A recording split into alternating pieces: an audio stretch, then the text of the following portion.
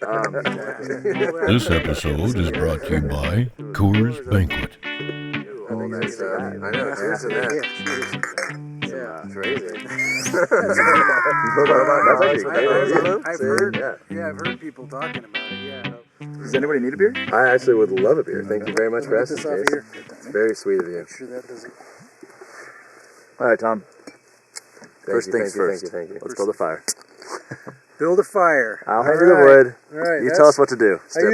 I've spent a lot more time putting fires out than building fires. This is like the antithesis for you. I still do remember how to build a fire. Start small, get bigger. Exactly. Light and start over. Teach us how to do it. Are there any big no-nos when starting a fire? Any big no-nos? Yeah, like don't make it too big too fast. Yeah. Especially nowadays. But all these little ones, obviously. You guys built fires. I'm not going to tell you anything you don't know about how to build a fire. But one of the things that I want to be careful about is making sure we build a fire that doesn't get too big too fast. And we got dry grass out there in the distance that we don't want to light on fire and then spend the rest of our night fighting fire with the local fire department. We don't want to do that. That does not sound fun. So, all right. So did you guys have any kind of paper? Yeah. Or are we going to go al fresco and go with the grass? I mean, we can do that No, it too. might be too damp. Okay. We do have paper. I got it. Oh, we got the paper, man. Hey, Dylan. Oh my God. What's up, Dylan? What's up with the cat there? Let's see if this is going to go first. Let's see if we can make it without. See, that's the problem with this grass. Yeah. Super flammable. It's great if you're trying to make a fire, but if you don't want a fire over there, that's not so great. Yeah, that's why we're going to start real small. That was it's like a matchstick out here, huh? Yep. Yeah. And that's we don't want our campfire to turn into a firefight. Well, while you're building this fire, I'll introduce you. Thank you so much for coming out here. This is quite the treat. We have, why don't you explain who you are and what you do? I am Thom Porter, and most recently, as of last December, I was still working for the state of California as the state fire chief and director of CalFire. I was the state fire chief. Now that's the top of the top. But you're the top. You're the president of the United States of Fire. United Fire States. President of the California Department of Forestry and Fire Protection. Good point. So all of the red fire engines that you see, not all, but a substantial portion of them fighting wildland fires were under me. Is California the most prominent state for wildfires? It is in many ways. In some ways, we are following in some aspects as a state, but we're pretty advanced, and we have more firefighting resources than just about any place in the world. Jeez. And so aircraft in particular. CalFire, under my direction, and now the new director, Joe Tyler, has over 60 aircraft. Wow. Wow. And so it's a Air Force that's bigger than many countries. Yeah, really, it's insane. And I've always wondered, is CalFire? It kind of sounds like it's privately owned, or is it state? No, it's state. Okay. Yeah, it's state. Okay. At least that makes sense. It's got the name in it. Yeah, but it just isn't necessarily I don't know. Yeah, that necessarily that government sounding name. It's the California Department of Forestry and Fire Protection, and so all of the forestry in California is under the purview of the state. So I was also the state forester, and by education I am a forester, a registered professional forester. And how did you get into that? This out of college when you're young, or I grew up here, yeah, where we are, as we've been talking, and when you grow up in a place doing certain things, it kind of gets in your blood. yeah, You know, makes sense. the things that you like to do become things that you want to do and get paid for. Yeah. Right, and keep going. See, That's awesome. not too big, too fast. Yeah, keeping it slow. I'm gonna be doing this for the entire time we're together. That's gonna be really funny. That's your plan. I'll be down here on my knees and dirt. Real small. Well, it's pretty interesting, small world-wise. One, Thom Porter and Thom Porter's son Yeah. and I went to high school together, and we were actually even middle school. We were Yeah. pretty close. We played water polo. I'd go over to your house all the time during Hell Week, and because you guys supported us. Yep. We fed you. You did, I remember those days. We were at Costco every weekend spending $500. Yeah, I know. Like, when's Well, Mattson food going to for start the paying kids. his rent? Seriously. Yeah, well, it's all Yeah. working out. Yeah, it's Yeah, it was awesome. it was cool having you and all the other water polo players and kids running around. Yeah, and, I mean- and our house was between high school and the beach too, Yep. so it gave a good progression to exactly. then end up at the beach at some point Yeah, later. it's like just keep your surfboards there. You know, Tom's gonna feed us. It's okay. We're all good. Just kidding. No, I know. You guys were awesome. Honestly, it's such a cool family to always come and hang out with. We knew that you're kind of a safe place, and Cool. you guys always like made us feel really comfortable and at home. So I felt no worries at all calling you to see if you wanted to do this. I knew that you'd be happy to do it, and we're very stoked to have you. So thank you. Absolutely, and that that goes. I mean, I'm glad you felt that way, but I also I agree with you. It was a great group of kids, of which True. you were one, and I wouldn't have hesitated a moment in this opportunity. But also, I applaud your interest in doing what you do and being interested in the outdoors, the Yeah. coast, the mountains, Yeah. deserts. I mean, it's all part of the amazing place that we live, and part of what really keeps us as humans connected to what's real. 100%. Yeah. Yeah. I mean, a lot of our viewers and fans of this podcast are probably super interested to hear your story and what you do on a daily basis at CalFire. I mean, the head honcho, that's pretty cool. Yeah, it's hard to imagine I guess, responsibility that comes with, and the pressure and all that. So I'm sure there's a million stories within that. Yeah. It's hard to boil it down, but I do appreciate that you waited a little bit, gave me some time to be retired and reflect. Yeah, exactly. Because while I look 100, I looked 150 6 months ago. So Stressful. It's a stressful job. I can believe Yeah, I it. bet. I'm curious too. Did you start in like a local unit or hotshot crew during wild and firefighting, or where'd you start? Yeah, so I started out as a, as I said, I grew up here. Yeah. Spent a lot of time out and around and saw a lot of fire. Just that's what happens in Southern California. I never thought I'd be in fire or in the woods. That wasn't what I was. I was going to be a physical therapist. I was into art, so I was an art major. I was following that path. Both my parents are artists, and had the opportunity to follow my now wife, my girlfriend in high school, to Berkeley, and chose a major of forestry.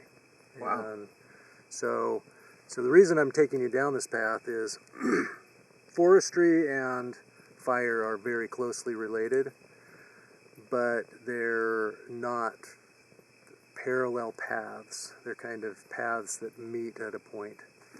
And so I went to school, got my degree in forestry, and then worked in private industry for 10 years. So I was working for timber company, growing wood for buildings and what we use wood for. Yeah.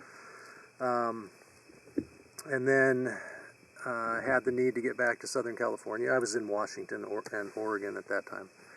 And then Northern California, Nevada City, Grass Valley for several years, writing timber harvest plans and doing all that. And then needed to get to Southern California because of family health reasons. I don't know if you remember Mattson. Rebecca, my wife, Mo's mom, her dad was really sick, had cancer, and passed away in 2003. Actually, when the Cedar Fire was happening, and we're in the middle, we're in the donut hole of the Cedar Fire here. Oh, really? Yeah, well, at the time, the largest fire in California's history. Wow. Jeez. And that happened in 2003. All up in the mountains around us? Yeah, pretty much everything around us was blackened. From Wasn't that there fire. a fatality that happened right near where we are? Yeah. What? You got it. Yeah. So just up the road here, about a mile, Stephen Rucker was killed by the fire, that same Cedar Fire that I was talking about. Really? And yeah, he was the only firefighter that was killed in that fire. So needed to get back to Southern California, and what does a forester do in Southern California? Fire. That's the only place. Work for the state, work for the federal government, but it's going to be fire. Yeah. So I found a niche. I was a rare commodity because they also need foresters Interesting. in throughout California, even if it's in a place that doesn't have the traditional forest. And so I came back, and then I worked here in San Diego for about 8 or 9 years, and then kind of followed another path that took me to the top of CalFire and to the director job. Dang. That's a unique route to get there. Yeah. Because it's like the background behind why it would happen. Mm-hmm. And I'm sure that helped a lot in your position. Yeah, and growing up in my career in a very safe and a place that I knew so well, San Diego.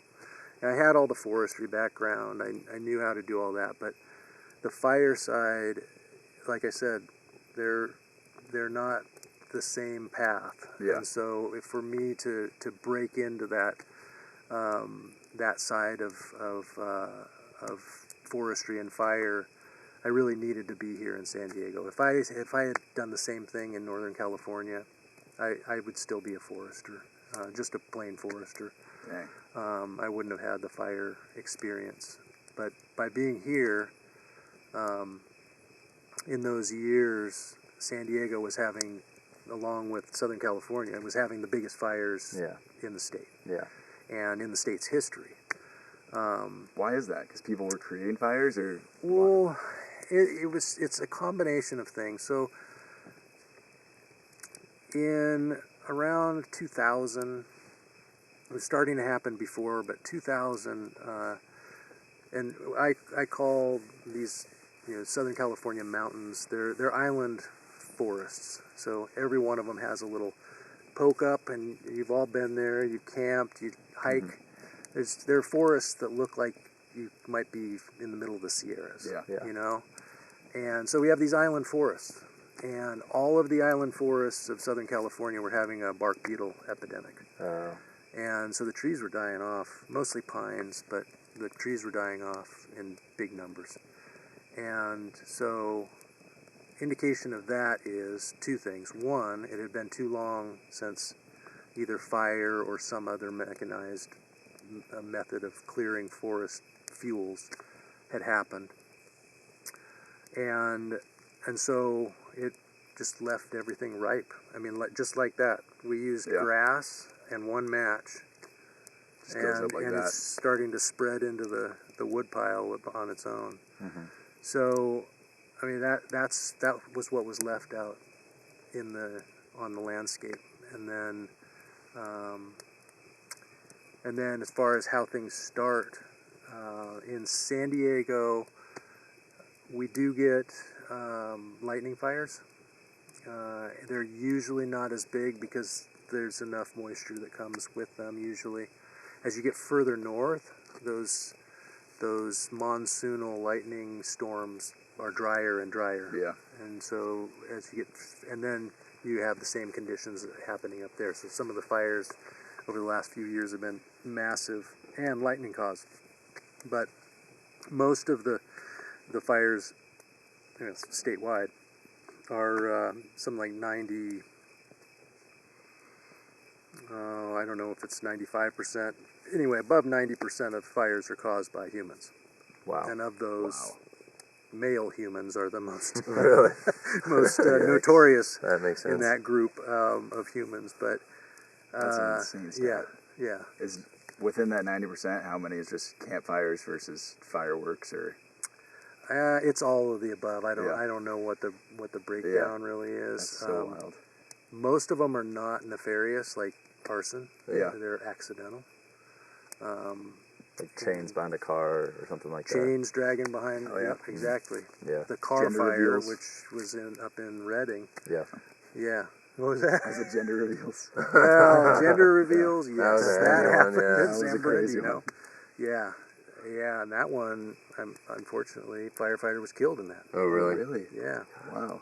Yeah, so That's I mean, crazy. these are the kind of things people, and that's why I'm, always around fire, healthy respect, and keep it small and manageable, Yeah. Yeah.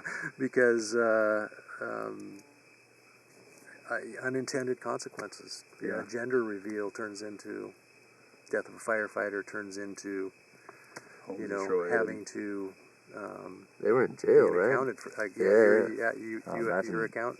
getting born to that That's family. sad for everybody. That's what I was too, which thinking, is yeah. the saddest part. Yeah. There's like no happy part of it in No. any part. Yeah. Exactly. Well, we were up in northeast Arizona just this past year, and we do fires all the time, but there wasn't really a fire restriction. I don't think so. Or we were too far out of self-service to even know. And we put out the fire like we usually do, like just doused it with water. Like a few of us can attest to how much water we put on it. Yeah. Like we literally took our Yeti and poured water on it. And Elliott and I, we were staying in my camper, and for some reason we both kind of felt like we should keep an eye on it because it was windy. Yeah. But we just poured so much water on it. We didn't need to look, but it was crazy. For some reason, one of us just said let's just look one more time. And I remember opening up the window to my truck bed, and I see a tornado fire just sparking out of it. And we both just jumped up, ran down. Yeah, it was crazy. because we knew it was windy. That thing. It's cool. Oh That yeah, was oh my insane, god, yeah. it was Yeah, wild. it was hard to fall back to sleep, to be honest, after that. Yeah. 'cause Anything can happen. I know. Yeah. Yeah. So you really got to be. And you were saying the shovel. Shovel's really the biggest thing, huh? I know. We got to get better at the shovel game. Yeah. So this ties into. Creating like a barrier We'll put. around Yeah. fire and- We'll make sure this one's out tonight. Yeah. I was gonna say But yeah, shovel. teaching the people how to truly put out a fire. I know. That is I need actually, to know that.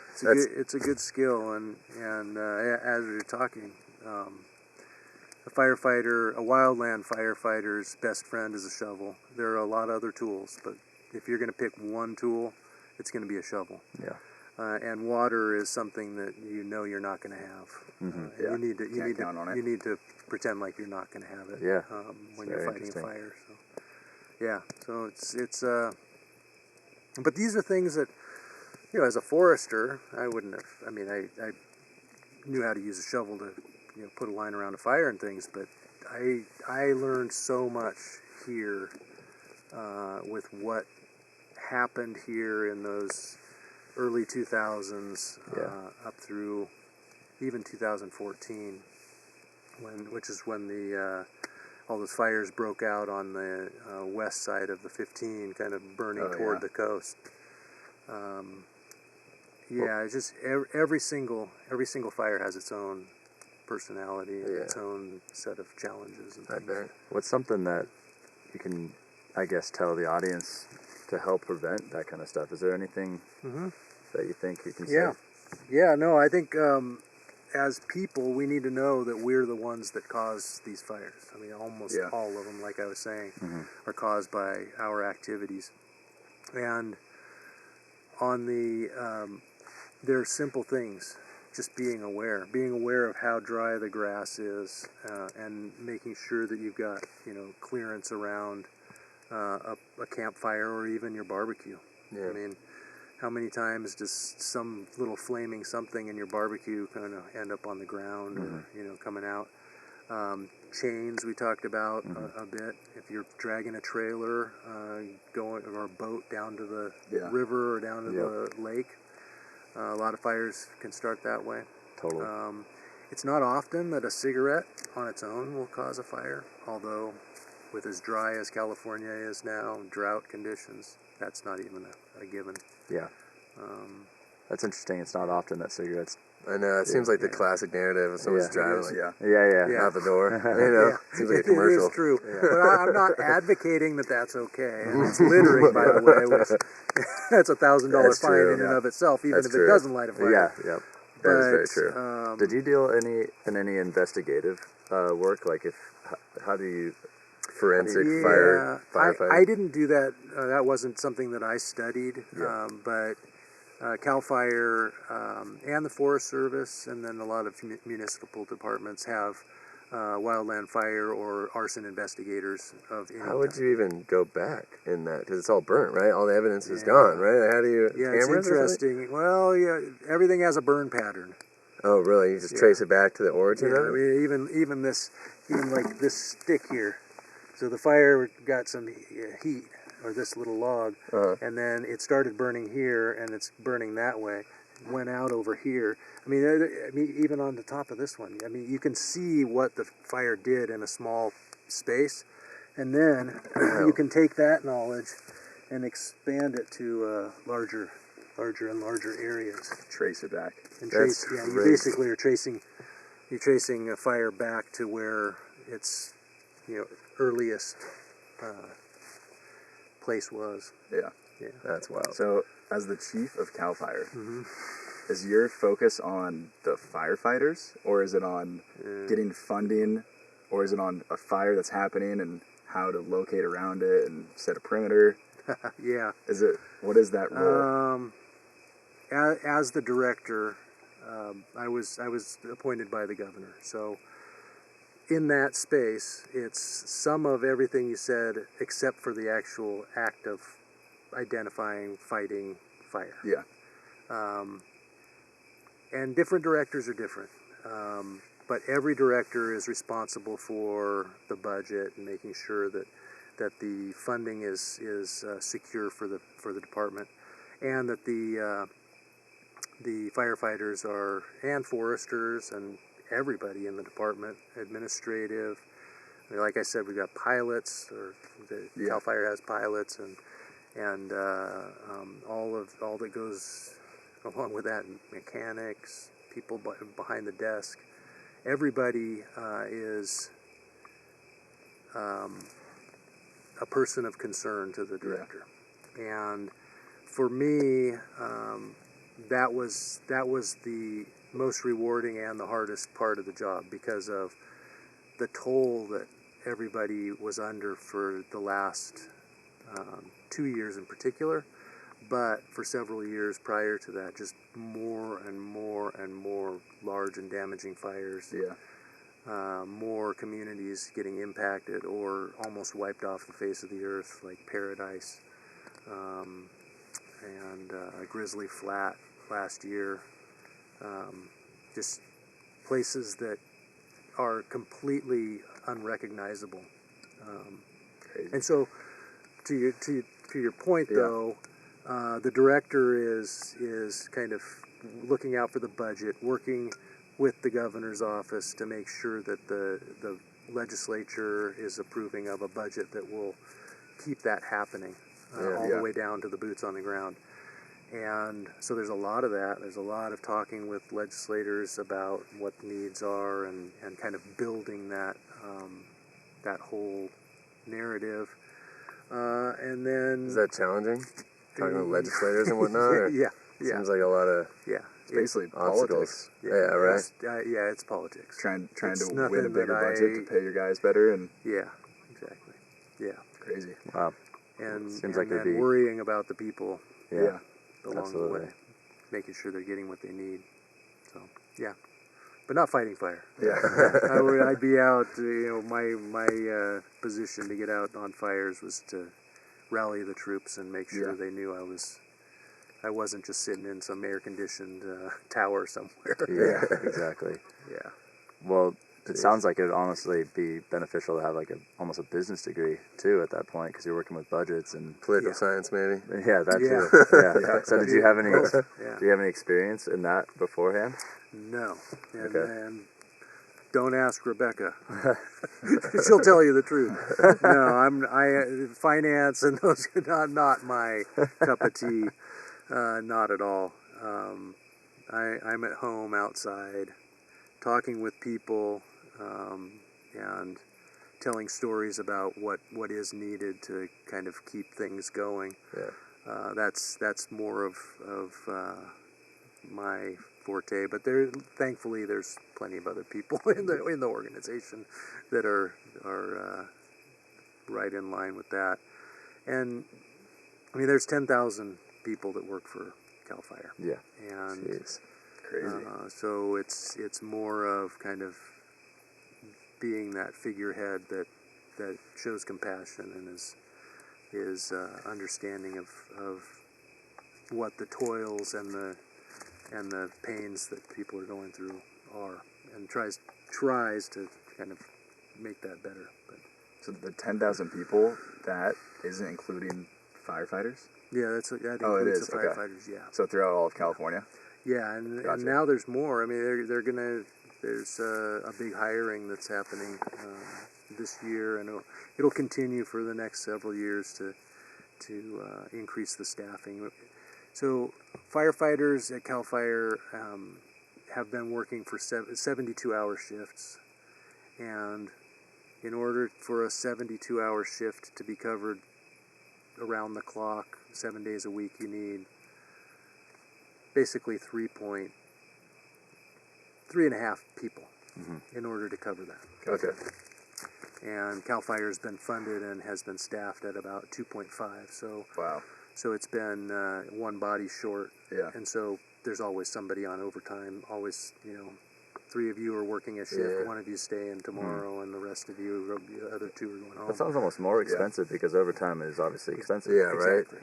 Yeah. And it's not more expensive managed right. So here's where my finance and I got a little bit of business sense, but it's cheaper to pay overtime up to a point until you're starting to break people. Yeah. Yeah. It's interesting. Yeah, to look because it's into also their mental health of how much can they take it. Yeah, I mean, So 72 hours. you need to kind of figure out what that mix is, Yeah. and that's part of there's staff doing that consistently. That is wild. But Yeah, we have a few friends and I have family in firefighting. It seems like overtime is always available if you want it. Yeah. I'd say a Which is majority crazy. of our friends are in firefighting. Yeah. Like Yeah. a majority of people that I Yeah. know yeah, have either done it or are still doing it. Yeah. And shout out to them. Yeah. Love you yeah, guys. no kidding. I mean, it is appropriately revered, but it's also underappreciated how hard that work is. Yeah. Yeah. Because I mean, people go for a hike, people go for a camping kind of trip and backpacking, and then tried fighting fire for 12 hours a day and then sleeping in the dirt. Seriously. No that's not- shower and Yeah. and then doing it again tomorrow. So yeah, it's and particularly those that are in the federal system and fighting fire. The federal firefighters with the Forest Service are incredible, and they don't have the same union rules and things that happen with Cal Fire, for instance, or the municipal fire departments. So, for firefighting in California, it's done all by government. It's a Okay. government responsibility, whether Makes it's sense. federal, state, or local. And so there aren't many private firefighting resources. In other states, it varies. Okay. But in California, it's pretty strictly that way. Okay. Unless there's a big Forest Service fire and they bring resources in from outside the state. But That's firefighting. Okay. On the other side, all of the advancements, innovative kind of ideas that are This is great. are Go for this. really developed in partnership with private. Okay. Because government doesn't often have enough resources to be able to do figure out what the best next retardant is for fire retardant, or what the red stuff. R&D, all that stuff. R&D, and then also technology nowadays. I mean, there's so many things that technology is building on. Mattson, you are just I know, right? You're getting blasted. I think Smoke's my middle name. we scoot the Yeti just it really? a little bit. Yeah, Mattson Smokesmith. That's actually pretty cool. I know, that's a sick stage name. Save that one. Hey, there you go. I know you were saying that California has the best equipment or resources and whatnot. Is there anything that's kind of cutting edge that we're not thinking of? Because obviously you guys got planes and helicopters, Yeah. but like anything just out there that's crazy, like robot firemen or something? That's a good one. Robot That's dogs actually a with great dogs idea. on them? I've See? heard. Yeah. I've heard people talking about it. Yeah. Oh, really? Yeah. But it costs a lot of money. Elon's dog. Elon's dog, yeah, exactly. Spits out water. Exactly. Or Yeah. a bear, make it Smokey the Bear, but robo Yeah. Oh my version. god, that'd be terrifying. Well, Hi! Comes up to your campsite, he just like, just blasts water all over it. out. I'm Smokey. Yeah. Done. Oh my god, I actually do want let's that. allocate the budget there. Yeah, I know. 100% of it. No. Yeah. We'll save up. We'll save up. Yeah, that's a good one. I think you should. You got something there. Yeah. You should go with it. On the kind of robo side of things, I never thought I'd see some of the things that are happening now, like drones being used for transporting stuff. Interesting. Yeah. That makes sense. They haven't been used for firefighting in the sense of putting fire out. I'm sure somebody's working on it, but on real going fires, no. But what they have been used for is lighting fire, so burning areas out, which wow. is one of those techniques that Yeah. you use to reduce the fuels in front of a fire. So the Forest Service has been using That's cool. a drone to And you were put fire on telling the ground. me earlier, because you're like, oh, I hope they don't find this. And I'm like, how do they find it in the dark? And you said Yeah. that they have satellites that kind of zoom Yeah, in. there's something watching everything. Oh Oh god. my god. Privacy That's warning. terrifying. Privacy They're warning. watching us right No, now. that's something that is a growing need, really, and nationwide. This fire might be small enough not to be detected. Oh, that's good to but know. Now it you can, know. It can be. You can It's fly pretty under the radar. amazing what can be spotted for That's a hot crazy. spot. Yeah. Is it through? Can you go through a tent? Can you see what's inside of a tent while you're zooming in? What do you expect? You know what? I have no idea what somebody can see from the that perspective. Wow, that works. that is wild. I don't know, we'll what see. do you work? So I'm assuming, do you work with other states or kind of like a Yeah. conference of chiefs? Like you guys have like a council or? Yeah, so one of the things that was pretty cool about being the CalFire director and state forester, the fire chief was the interaction with other states. Okay. Every state has a state forester. Hawaii has a state forester. Alaska has a state forester. Florida has a state forester. Every single state does. And so being a part of that association and meetings. And what was most striking to me in the last couple of years, and there's vast difference between the states in funding and everything else that goes along with it. And CalFire is it's almost embarrassing sometimes going to those kind of Oh, things really? as the chief, because What's the lowest funded state? Actually, we should there are guess. states, should guess. I don't know which would be, but yeah, Oh, really? give me a guess. What I'll do you give you a maybe say or Hawaii. maybe not. Hawaii? Yeah. Okay. Lowest funded? Lowest funded state.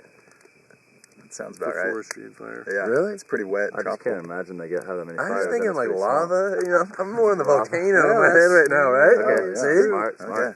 Right? True. Okay, I'm thinking where doesn't have a need for it, right? What's the wettest state?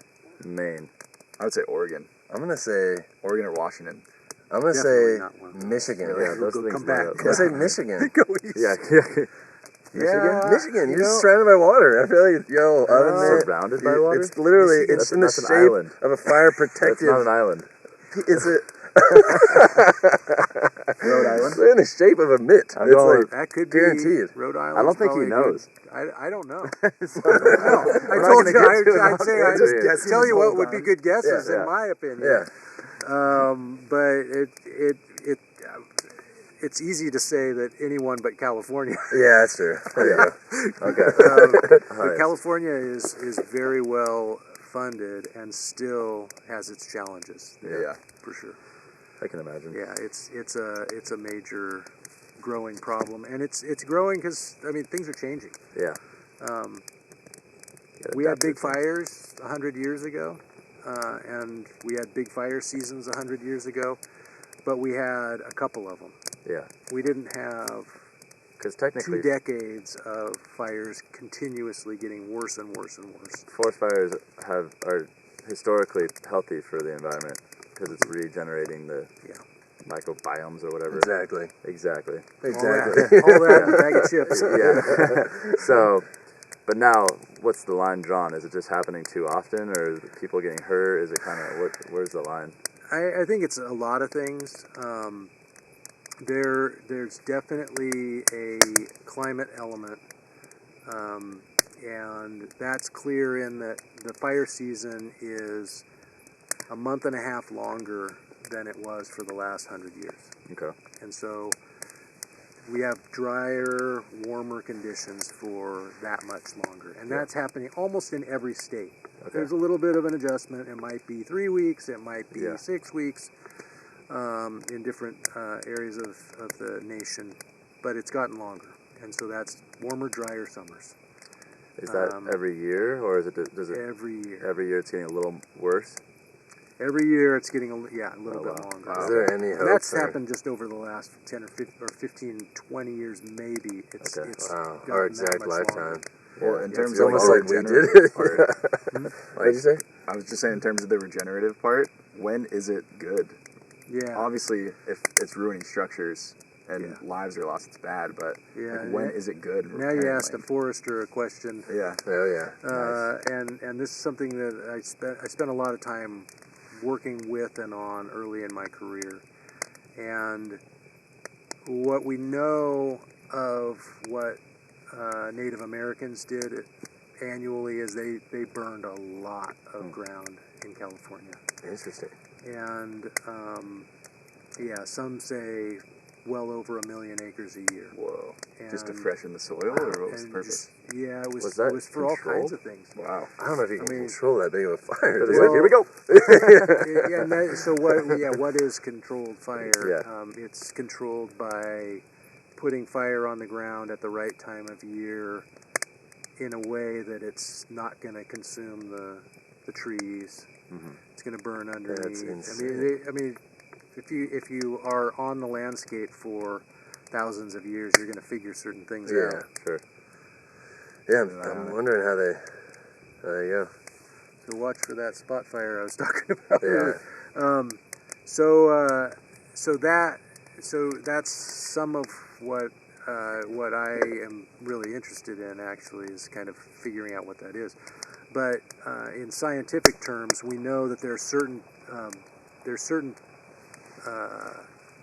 plant kind of communities that have a fire regime, meaning naturally they are healthiest if they burn on a cycle of, let's say, 35 years in between. Okay. If it's less than that, say 15, 20 years, you might be converting that plant community to a different type of plant community, because the plants don't get mature enough to drop Jeez. seed that's viable. So Wow. so that's one of the things that could happen in Southern California is too frequent fires could change the chaparral or the brush covered landscape to more of a grass landscape. So Riverside's kind of that's happened in some areas. There are those that are concerned it's going to happen here in San Diego. We haven't had that frequent of fires, except for in little pockets here and there in San Diego. But if you go to Baja, go to the San Pedro Martir, you'll see a real patchwork of age classes of vegetation. And there's been very little, if any, firefighting in those mountains. I was going to say, do they have any kind of forest fire? They do, but it's old school. It's What are we talking? it's like not air horse and tankers buggy? and helicopters. Horse and buggy, seriously? Horse and buggy. I was just picturing that in my head. I'm like, wow, they're still doing that. Okay, super important question. Okay. I keep hearing these poppers come off and they're flying. And earlier you were like, if one of them flies over there, someone keep an eye on it. What's your first move? What are you doing if something starts lining up behind you? Jump on it like a grenade. Oh, we're going to it. Yeah, but what's the first move? What's the first move? Yeah. What are the Well, steps you you can take? stomp on it, except for... I'll stomp on it. I don't even feel these things. It's 10 degrees outside. I don't even feel He calls them his hooves. my hooves. I got them from my dad. Yeah, They use the actually hooves. are. We're going to put the hooves on it Zoom in first. on Okay. And then, if that doesn't work, we'll move to shoes and boots. Okay. And then if that doesn't work, shovel. No, but if you do see something get going or if we see something get going, smother it. Smother it as quick as possible. No, Every on it, dig it fire, out. even the biggest ones on Earth, they all start out about this big. Yeah. Maybe this big. So they're completely controllable if you're there and you act. If you Makes stand sense. back and go, call 911, it might be too late. Yeah, makes you sense. got to act. You do need to call 911 if it's getting out of control. But Throw an AirPod in. we've got enough beer here to put it out. Yeah. We'll be Thanks, good. Coors. Thanks, We'll Coors. get the fire out. Yeah. No, it's I have another trivial question, but just when putting out a fire, because we already talked about that, but what are the steps you take to make sure it's out? well. Peeing That. once is not enough. Yeah, peeing once. You gotta is have not enough. 3 more beers, Yeah. pee 2 more times. Yeah, no, it's not going to cut it. And it's going to stink. Yeah, I know. Trust me. Yeah.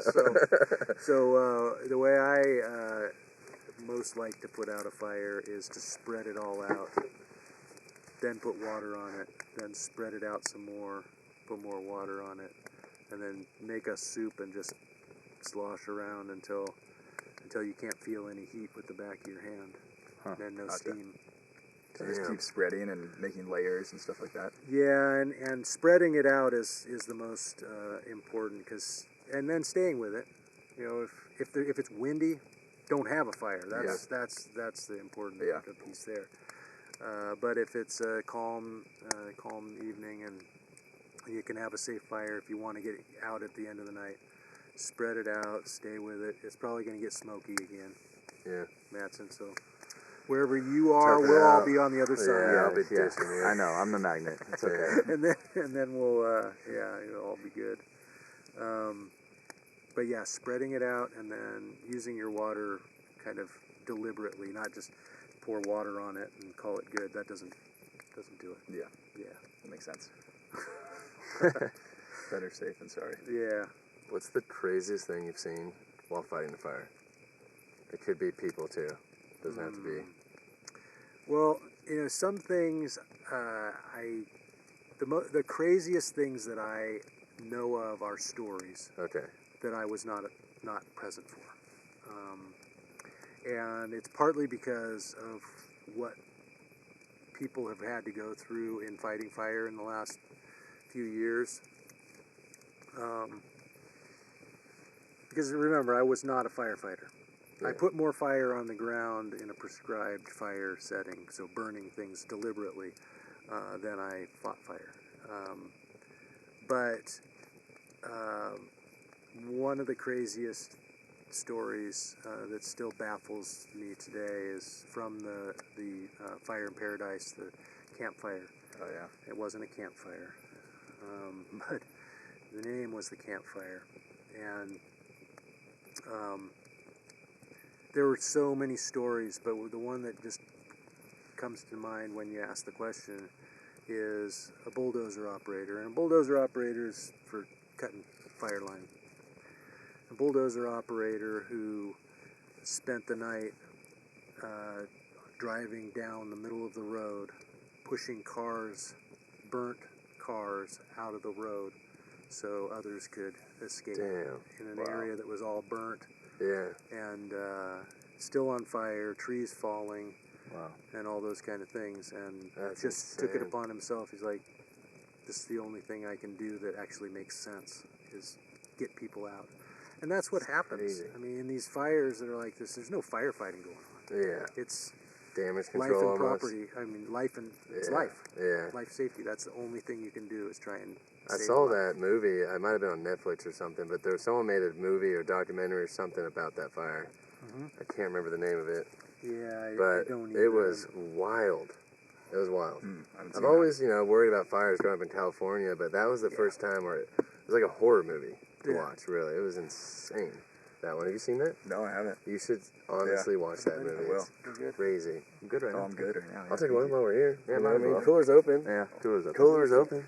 There you go. Oh, thank you, thank you, thank you, thank you, thank you. Thank you, thank you, thank you, thank Thank you. you, thank you, thank you, thank you, thank you, and Just thank you. assembling I'm on good. Um, good stuff about parajumpers, anything like that? oh, Parajumpers. The fruits? So I'm Hot not shots? I'm not going to go into their world because CalFire doesn't have them. That's the Forest Service Interesting. has them. You're talking about smoke jumpers. So, and there's some kind of crazy. I mean, they are some incredible people with some kind of crazy because they're jumping out of a perfectly good airplane into a fire How do you that get you're into going to that? have to hike out of probably. How do you get So into that? insane. Is that the same as a hot shot, or is that Circus? Hot shots, they're ground based, so Oh. they come on trucks or they might be dropped in by a helicopter, but Yeah. it's going to be a landing. Wow. So the smoke jumpers are the only ones. They What's jump the out of advantage planes there? Dive into a fire. Why to not get there just- quick. Okay. So you and I are going to put that out with your feet when it's this big. Yeah. If it gets to be a couple acres in size and it's out in the middle of nowhere, you get it's easier to get there maybe by aircraft. So Yeah. smoke jumpers will jump in and take out put that fire out. That is a Are they crazy hacking job. at the They're- ground so it doesn't Yeah, continue? and here's one that we were talking about. They don't use any water. They don't jump out of planes with water. They have a shovel on them, and they just jump out. They've got tools, and they're going to go at it. And it's Wild. going to take the fuel away from the fire. Wow. That's so insane. they're not CalFire. What are they? No, Forest Service. Or superheroes, yeah, really. They're super. Yeah, Really? superheroes. They're I don't know. They're jumping out of perfectly I good know, you're airplanes. right. Yeah. I don't know. There's some Sounds kind like of what crazy. Iron Man Like I would do, said, though. they're incredible people. Some kind of crazy. that's But insane. it's absolutely necessary in the world that we live in, and it's a good service that they're willing to do. Oh yeah. They It's should not try easy. the squirrel suits out. I feel like it'd be quicker. Oh my god. You know what I mean? Why? Surgical. It's a little bit quicker, right? If you're cutting seconds off Yeah. of that fire. Yeah, I don't think that's how parajumping works. They Yeah. could just use the plane to get them. With a shovel on their back. Yeah. Or just like a fighter jet, you know what I mean? Just instead of machine guns, you just got Spray high-powered water hose, A retardant. retardant hose. Well, they Yeah. have that. They have planes that do that. Anyways, okay. It's not with fast these, enough. with these remaining few minutes, if there's anything you want to bring up or can think of that Yeah. you were like, I wish I hit that topic, feel free to go. Yeah, Otherwise, we could just. no, I really love all the questions and love just the back and forth because it's been organic. Yeah. I think a couple of things. One, a little bit more about my history, and you know my history here in Julian. But the other thing that kind of came to me, and it was probably about the time I first met you. I when my kids and you were all just running around doing things. Yeah. I learned that my great-grandfather, who came to San Diego from the East Coast, he was one of the first foresters trained in the Wow. U.S. Forest Service training ground for foresters that was preceded the Forest Service even existing. Whoa, that's insane. And so he came out to California, and he was part of this Forest Reserve system, and kind of selling the idea of the Forest Reserve. And Gifford Pinchot was the first chief of the Forest Service. And so my great-grandfather worked for this guy. And I didn't know that.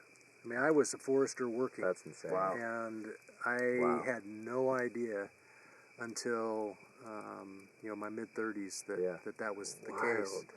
And I knew both my grandfather on my dad and mom's side, they both went to forestry school, and they both became civil engineers, but that's a side note. But never knew It's in that your my blood. great-grandfather It's in your blood. was. It's crazy to think there's Yeah. conservative or conservationists back then too. Yeah. You know. Well, yeah, and so John Muir, Of course. Yeah. everybody knows John Muir. Gifford Pinchot was like the utilization guy. He was the guy who really was the starter of the Forest Service, John Muir, the National Park Service. So think about the different missions, multiple use, timber, all those things that are a part of the Forest Service grounds, and then national parks were more of the John Muir side of the equation.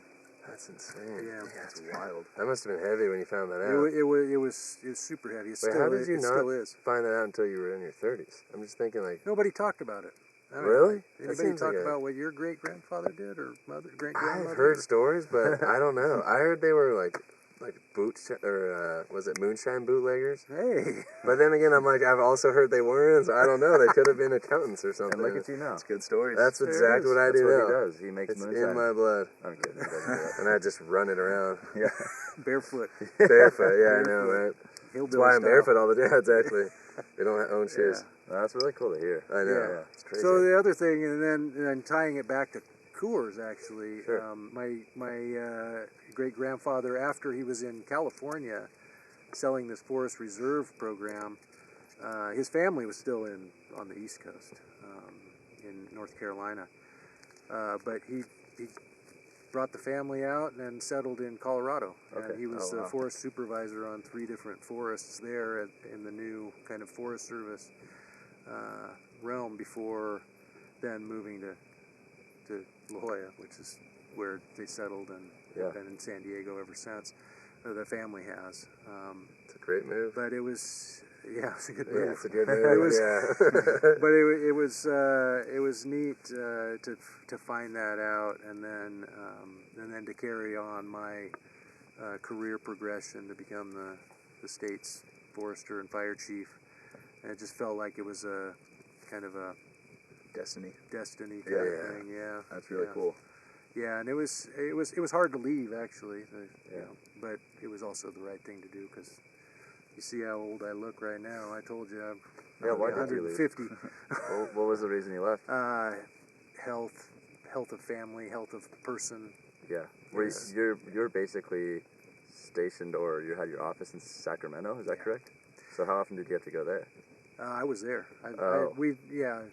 Rebecca and I lived in Sacramento downtown, and I worked in a high-rise right across from the Capitol for the last 4 years. Were you in that position when I knew you in high school? No. How was that save? That was That was good halfway save. over, dude. Yeah. I was waiting for I that. wish you had just gone, dude. I know. That No, I was hilarious. seriously threw my arms out and just planted my ass back down. I know. Thank you. Wow. That's my power. It was those hooves that It's the, I brought you back. know. I know. They're made out of lead, actually. Right back. So you weren't. What were you doing back then? Because I remember you had the CalFire car. Yeah. Yeah. So I was working here in San Diego for part of that time. Okay. But I was also in my progression. I was kind of talking about where my career departed from San Diego. CalFire's broken up into 21 units, of which San Diego is one of the 21 units, and then it's the next layer up is region, and so there are 2 regions. Yeah. And I was the region chief. Okay. So for the southern, about 2/3 of the state, Okay. from Tahoe to Monterey, south to Mexico, was all under my. That was a lot of the time when you guys were. Yeah, I was gonna say, I didn't think and you were out living cool. in Sacramento back then. No, I was. My office was in Riverside, Okay. so I would drive back and forth Gotcha. to Riverside. That's a far drive though, right there. Yeah. Another crazy This is thing, the last one. which the scope of this is, I don't think anyone could ever understand this, but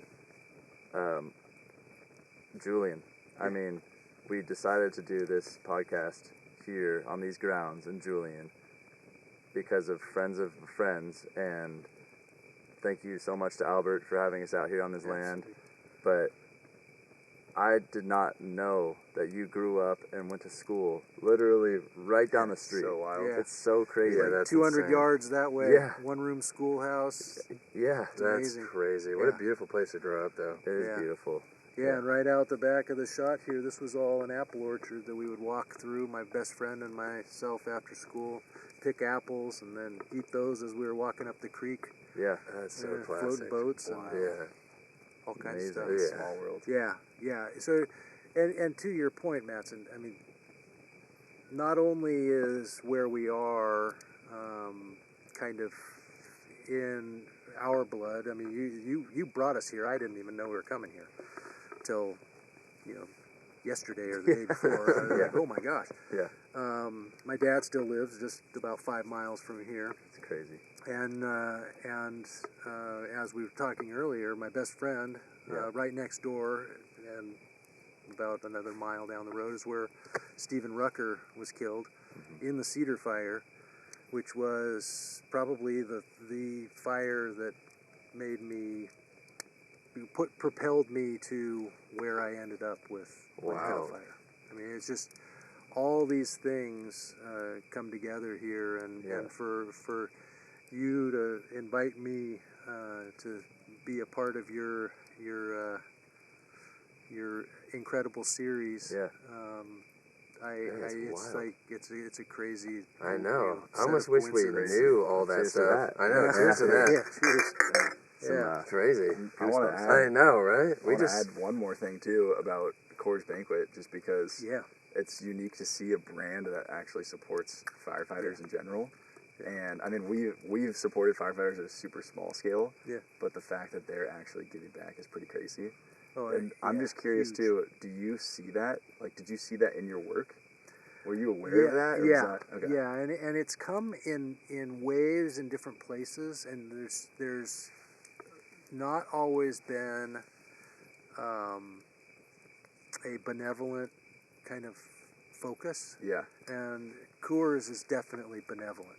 I mean, doing it for the right reason, for taking care of the people that are taking care of all of us, Yeah. and doing the hard work to make that It's happen. amazing. And it's incredible. It really is. It's something that is noticed and is well respected among firefighters. Yeah, it's great to have such a large corporation helping Yeah, doing this kind of stuff. Yeah. It's so cool. it is cool. Yeah. And that wasn't the reason I agreed, but Yes. it didn't hurt. Yeah. Helps a little. Yeah, helps Yeah. a little. Yeah. Well, I guess thank you so much for coming out. Yeah. I guess we could wrap this up. Yeah. I want to say personally thank you to you and Rebecca for being such good people to me when I was a kid, and shout out to Moshe and Isaiah for being good friends of mine. I love you guys, and that's it. Thank you so much for coming. Yeah. Thank you very much. Yeah, thanks, Tom. And from us, we love you too, and thank you, and best wishes to you and your families, and Thank you. Thank you and very all much. that you do. This is a good thing you're doing. All right, well, Yeah, let's see you appreciate break it. down this fire. Yeah. All right, now we have to break down the fire. We started it, now it's a breakdown. Okay. Anyways, This episode is brought to you by Coors Banquet. All that stuff. I know. Cheers to that. Yeah. Crazy. that's actually I've heard people talking about it. Yeah. Oh, really? Yeah. Elon's dog.